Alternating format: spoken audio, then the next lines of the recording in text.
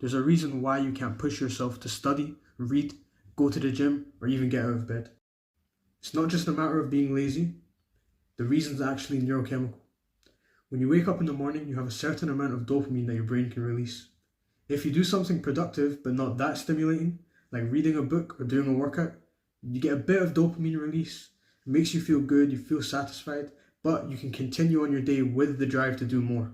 The problem is, you're not doing that.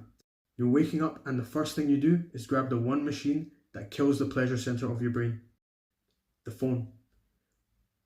When you go on social media and look at this casino jackpot style, bright colors, shapes, videos, it maximizes your dopamine release and drains out every last drop.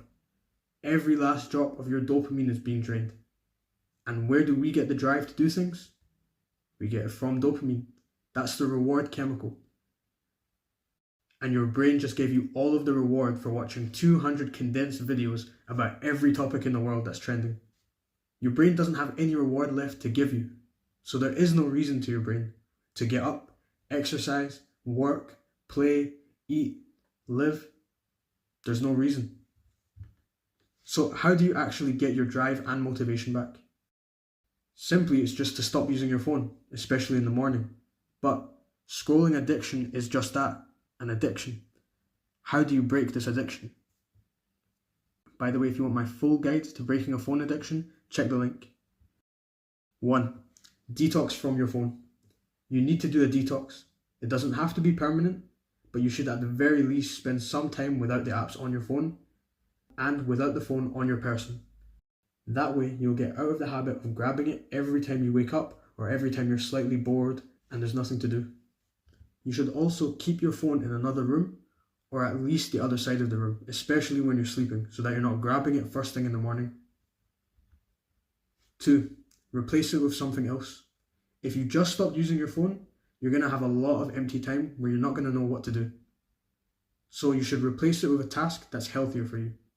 You probably already have a work-related task like studying for uni or something from your job, so that would be a good alternative, but you should also get a leisurely activity. Personally, I think reading is a very good alternative. It doesn't have to be classic literature, it doesn't have to be Shakespeare, it doesn't have to be Kafka, just a book about something that you're interested in. I tried very hard to get back into reading, and the thing that worked most is when I was reading a book I actually found interesting. 3. Do that new activity in the morning. Now take that new hobby or multiple hobbies that you found and make sure you do it especially in the morning. You'll feel far better than you did when you're scrolling all the time, and on top of that you'll start to build a positive feedback loop, making your brain start to enjoy doing these good habits. An extra step is to put whatever you need for that thing in a very obvious place in your room. I put my books right next to my bed on my bedside table, so whenever I'm in bed, they're right there for me to read instead of going on the phone. Eventually, you will literally start to feel like you have life again. You'll be more energetic. You may even have a spring in your step and remember what the sky looks like.